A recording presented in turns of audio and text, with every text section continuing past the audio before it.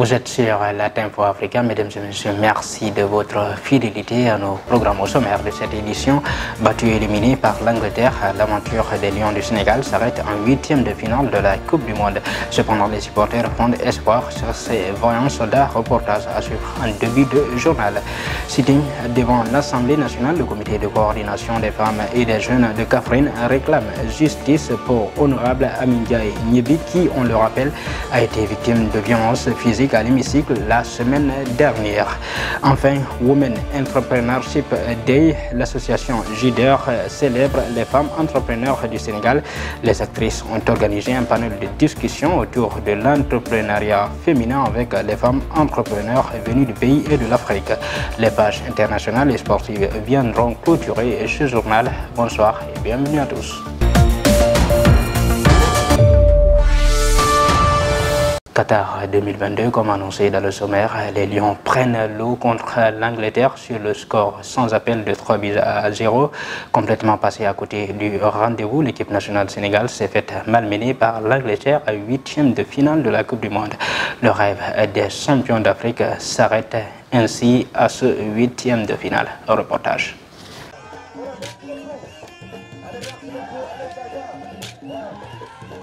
Cruel le football. L'aventure s'arrête là donc pour les champions d'Afrique dans cette 22e édition de Coupe du Monde.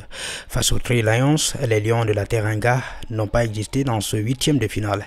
Tactiquement parlant, les Anglais étaient au-dessus.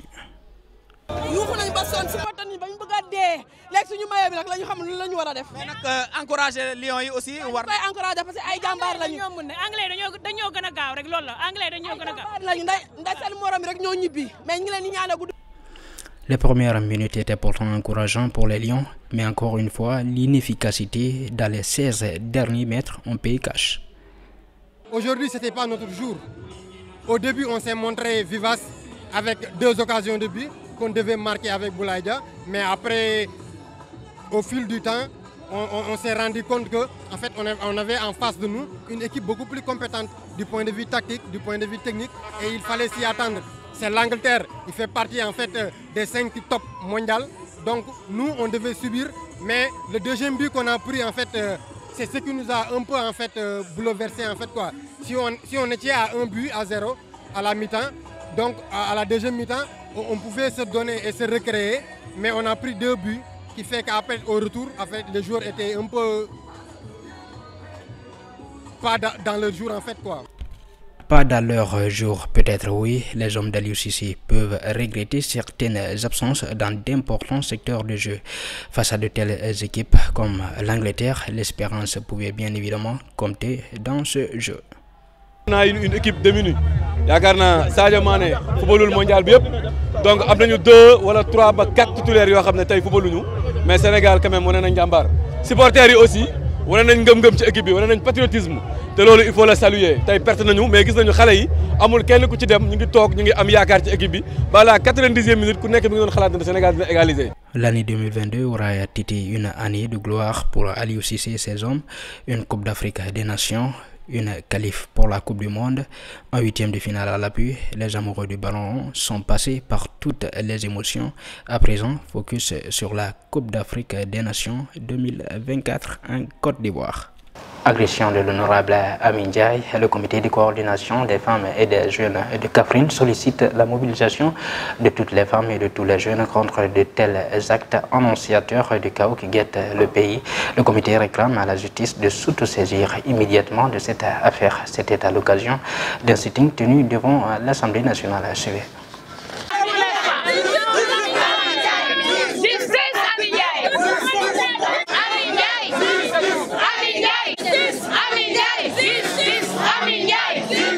Nationale a toujours représenté un symbole pour la nation. Dans cette Assemblée nationale-là, nous avions entendu des débats de haute facture. Et nous avons aujourd'hui la nostalgie de ce débat de haute facture. Parce que tout simplement, cette Assemblée-là commence à être transformée en une loi de la jungle.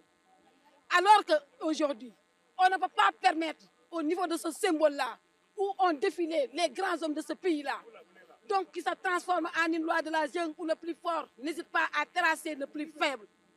Aujourd'hui, nous sommes parce que tout simplement, nos camarades, nos domou, la lionne de Kaffrine, Ami Ndiaye ñibi qui a été giflé ñu door ko ñu pes ko waxatuñ pes ki ñu weq ko ci biir. Chers camarades au niveau national, j'en appelle à la compétence de tous les Sénégalais et de toutes les Sénégalaises. Ce ventre-là, c'est ce ventre-là qui fait qu'aujourd'hui tout le monde est là. Ce ventre-là ne mérite pas de tout. Justement, l'avocat de la députée Amindia et Nyebi, maître Baboukar Sissi, informe avoir déposé une plainte ce lundi auprès du procureur de la République, sachant déjà que le procureur Amadi Diouf avait déjà actionné la division des investigations criminelles pour qu'elle arrête les deux députés Massata Samb et Mamadou Nion. Selon les informations, les deux députés sont actuellement introuvables.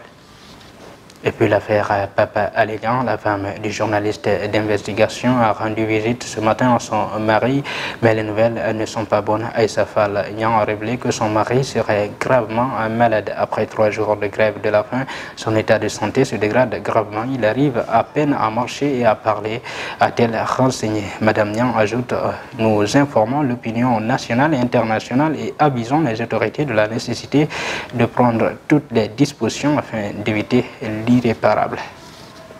Et puis pour promouvoir davantage l'entrepreneuriat féminin et célébrer la 4e édition du Women Entrepreneurship Day, l'association des jeunes entrepreneurs africains œuvrant pour le développement régional JDR en abrégé, fidèle à son principe de former la prochaine génération de leaders à travers l'entrepreneuriat, a saisi cette occasion pour sensibiliser, former et échanger autour de l'éducation financière des femmes entrepreneurs.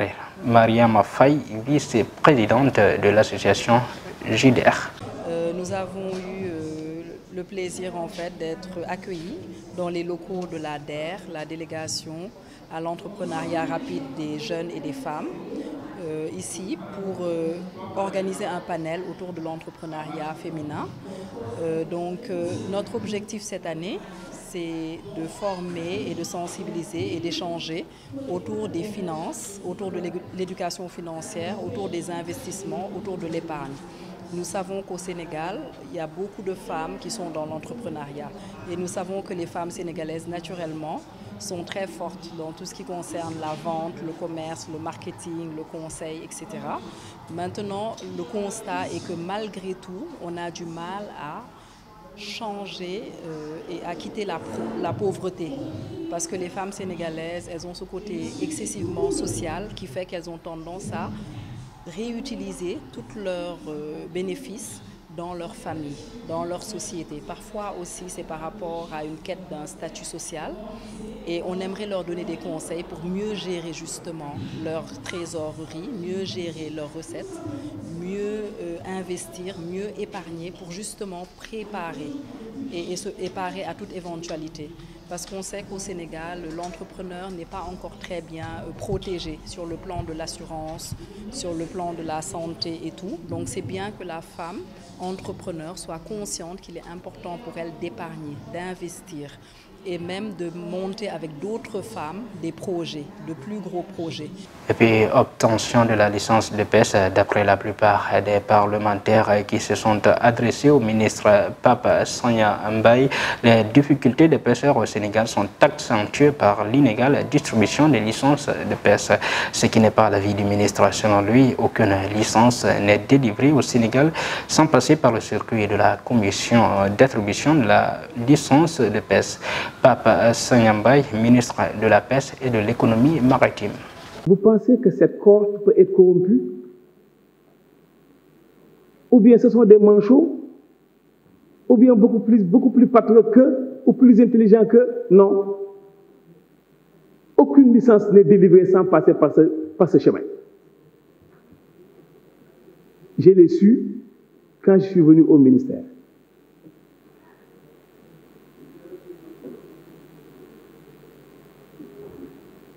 Nous avons 127 licences pour les bateaux sénégalais et 25 pour l'Union européenne. Moins de 150 licences là où la Guinée-Bissau est à 292 et la Mauritanie plus de 300. Nous voulons vivre en autarcie. Les Guet-Ndaguiens disent non. Uniquement les Guet-Ndaguiens ont 500 licences en Mauritanie pour pouvoir pêcher. Nous avons des licences en Gambie. Nous avons des licences en Guinée. Nous avons des licences en Guinée-Bissau. Alors que les pêcheurs de ces pays n'ont pas de licence chez nous.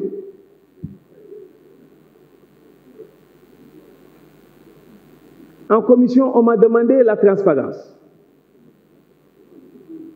Mais il faut que les députés puissent savoir que l'information est quérable.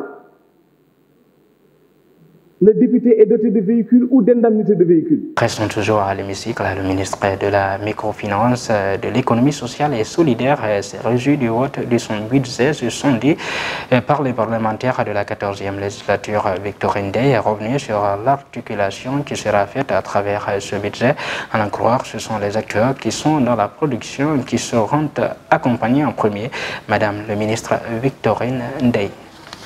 Le budget a été voté et c'est le lieu aujourd'hui de pouvoir dérouler la politique de son Excellence le chef de l'État par rapport à ce secteur qui est la microfinance et l'économie sociale et solidaire. Nous l'avons exposé tout à l'heure face aux députés pour expliquer l'articulation qui sera faite entre la microfinance et l'économie sociale et solidaire, pour permettre à tout financement d'avoir beaucoup plus d'impact et de permettre aussi le développement des terroirs. Nous avions élaboré une stratégie dans ce sens, mais avant de pouvoir communiquer là-dessus, nous avons voulu la mettre, tâter déjà le pôle au niveau des différents terroirs. C'est ce qui nous a valu la tournée qui a été faite sur plus de 3500 km à travers, depuis Ziguinchor, passant par Sédhiou, Kolda, Vélingara, Tambacounda, Kédougou, puis Matam, pour être au contact des acteurs de l'économie sociale et solidaire. Et les échos, le retour que nous avions eu nous a confortés. Et c'est cela que nous avons présenté aujourd'hui au niveau de l'Assemblée. Bien entendu, suite à la séance en commission, et le budget a été voté. En commission, le budget avait été adopté à l'unanimité. Cette fois-ci, un peu moins, mais enfin, cela marque au moins l'adhésion des députés et nous tendons la main à tous les acteurs de l'économie sociale et solidaire, femmes, jeunes, à pouvoir être avec nous, parce que nous serons toujours aux côtés des populations. À présent, place à l'actualité internationale. La CEDEAO donne au Mali jusqu'à janvier pour libérer les 46 soldats ivoiriens. L'embargo maritime européen sur le pétrole russe entre en vigueur dès ce lundi. Et puis en Iran, 3 jours de protestation et de grève à partir de ce lundi. Le régime annonce des exécutions. Nous suivons le point. Le 62e sommet des chefs d'État et de gouvernement de la communauté économique des États de l'Afrique de l'Ouest s'est achevé ce dimanche 4 décembre dans la soirée. L'organisation demande la libération avant le 1er janvier de 46 militaires ivoiriens détenus au Mali, annonce la création d'une force régionale pour lutter contre le terrorisme et pour rétablir l'ordre constitutionnel. Dès le début de la rencontre, les chefs de l'État de la CEDEAO ou leurs représentants se sont discrètement retirés dans une salle de la présidence nigériane pour un huis clos intégral. Ils ont pris la décision de taper du poing sur la table et de demander au Mali avant le 1er janvier 2023 la libération des 46 militaires ivoiriens détenus à Bamako depuis plus de 4 mois. Sinon, des sanctions seront prises selon la commission. Et puis sur le vieux continent, l'embargo de l'Union européenne sur le pétrole russe entre en vigueur ce lundi 5 décembre. Une sanction très attendue du côté de Kiev qui est censée permettre de tarir l'une des principales sources de revenus de Moscou. Cette décision actée en mai après de longues semaines de discussion ne concerne que le pétrole transporté par voie maritime. Des exemptions avaient en effet été trouvées, notamment pour la Hongrie. Depuis le début du conflit en Ukraine, en février dernier, la Russie a tiré 67 milliards d'euros de ses ventes de pétrole russe à l'Union européenne. Or, son budget militaire annuel s'élève à environ 60 milliards d'euros par an. Enfin, en Iran, des appels ont été lancés pour 3 jours de grève et de manifestation contre le pouvoir à partir de ce lundi, alors que le chef de la justice a annoncé la prochaine exécution des manifestations qualifiées de fauteurs de troubles. À Téhéran, un nombre indéterminé mais assez important de magasins sont fermés ce lundi 5 décembre. Selon des vidéos partagées sur les réseaux sociaux, la situation est identique dans plusieurs villes de province, notamment Shiraz et Ispahan. Dans les villes du Kurdistan iranien, le mouvement semble plus suivi. Le chef du pouvoir judiciaire a déclaré ce lundi que ceux qui menaçaient les commerçants et les camionneurs pour les obliger à cesser le travail seront identifiés et punis.